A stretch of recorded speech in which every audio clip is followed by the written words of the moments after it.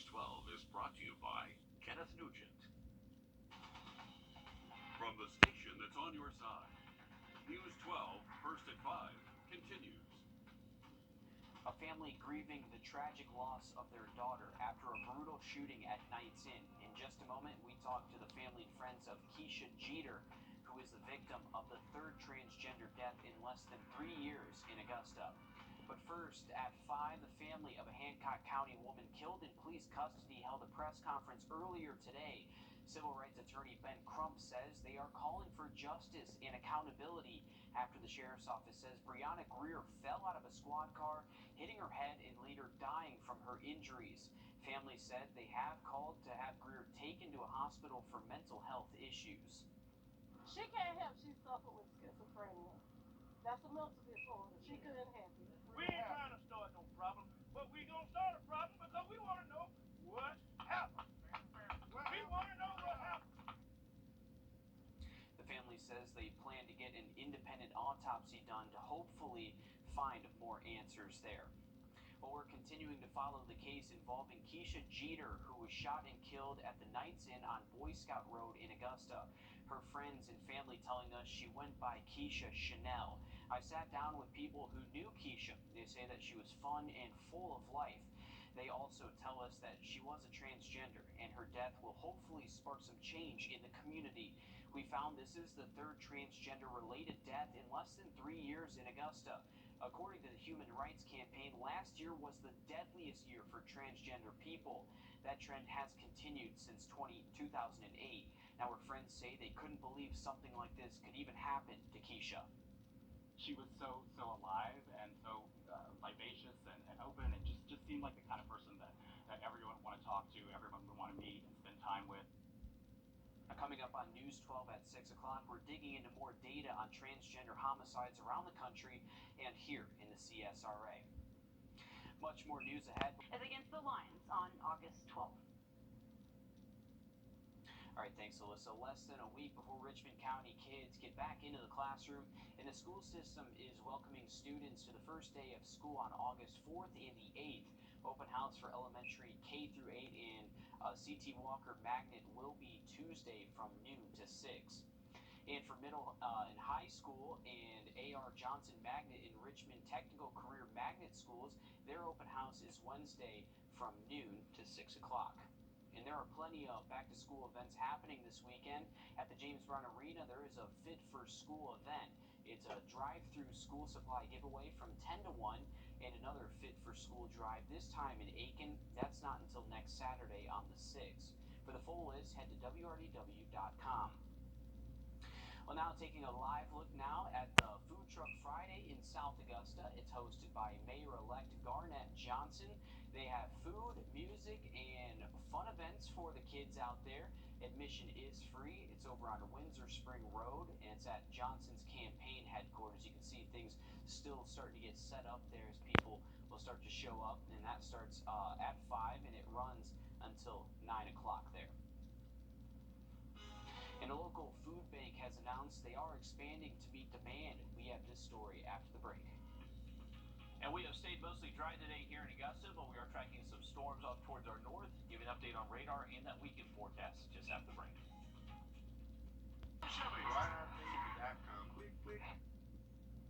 At this hour, the death toll stands at 16 in eastern Kentucky after historic floods swept through the region, but that number is expected to rise. Several roads still remain underwater, making any type of rescue nearly impossible in some areas. Kentucky's Governor Andy Beshear laying out the difficult task ahead for rescue workers and for loved ones. Hundreds of homes, their ball fields, their parks, businesses, under more water than I think any of us have ever seen in that area. Absolutely impassable in numerous spots.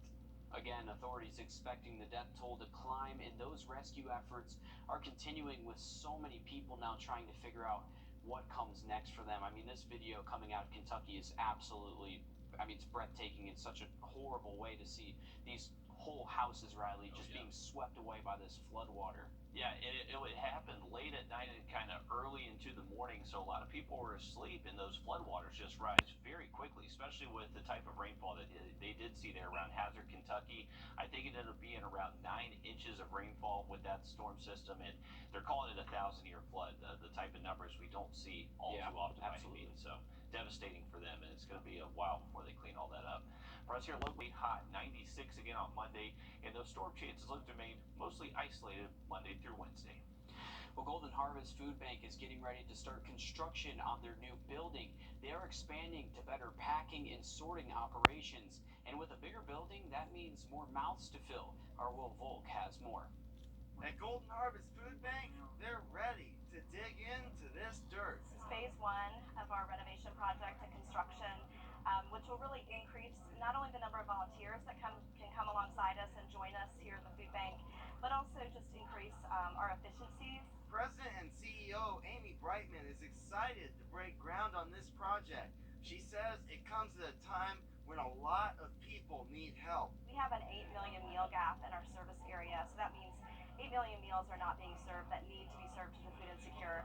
And as we know, with inflation happening right now, with gas prices and grocery prices and housing costs, more people than ever are needing our services. Brightman says this new facility will help feed more people. It'll have a new entrance, a volunteer packing area, and a sorting area. So this will make a tremendous impact in the amount of food we're able to bring in, to sort, and then to get out straight to our neighbors that need it.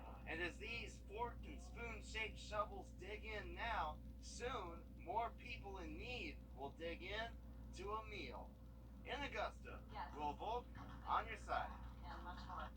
And Golden Harvest expects the phase one renovation to be finished about a year out from now. I guess you gotta be 89 to get a special view. Well, 89-year-old Mary Ann Frank thought she would never lay her eyes on the Braves field due to her medical conditions, but a hospice in Columbus, Georgia, and a generous donor from Aflac gave her that chance. The Honors Project, a volunteer-based organization that helps provide people in hospice an opportunity to cross out something on their bucket list. Mary and her grandson got to see the Braves play in a private suite provided by Aflac. Mary says the whole experience was breathtaking. Such a great story there. If you're thinking about buying a new smartphone, hold up. Coming up, we tell you why this is the worst time to buy a new smartphone and how much longer you should wait. That's coming up. Well, this is a good time of year to buy school supplies and office supplies, and you probably can find some good deals on lawn equipment, but there is one thing you don't want to buy in August or September, and it's something that you use every day. Our consumer technology reporter Jamie Tucker explains why you should wait to buy a new smartphone and how much longer you may need to hold off. Everyone knows that television's going to sell around the Super Bowl. Valentine's Day is a great time to buy jewelry, and President's Day has its mattress sales. But when it comes to a smartphone, the best time to buy is when you need one. But if you can wait, you can get a better deal. New iPhones are historically announced in September and released in October. The iPhone 14 will likely have better cameras, will be faster, and come preloaded with the latest operating system. Samsung will unveil a new line of phones in a couple of weeks. It is teasing a new foldable phone, and Google released this sneak peek at the Pixel 7 with a new design. These will likely be released in October. If you want the latest and greatest smartphone, it's best to wait. But if you buy an available phone right now, you're basically getting last year's model, but paying full price. Plus, last year's iPhone, Pixel, and Galaxy devices will likely be discounted by $100 or more. And for most people, last year's models are really all you need. But this is a pretty good time of year to buy computers because of back-to-school sales. You may see some deep discounts. However, with laptops and really all electronics, the best time of year to buy those is around Black Friday and Cyber Monday. That's What the Tech. I'm Jamie Tucker. Well, Apple has not announced its fall event when new smartphones and other devices are unveiled. Historically, those events are held in early September. Riley? Well, we are tracking some strong thunderstorms near Lake Russell approaching Clarks Hill Lake, so heads up Wilkes, Lincoln, and McCormick County. Another update on radar and that 7-day just after the break. You've been a start to our day Saturday, but later into the afternoon, definitely a better chance for those showers and thunderstorms. All right, thanks, Riley. Much more news, weather, and sports coming up after a short break. That's on News 12 at 6 o'clock.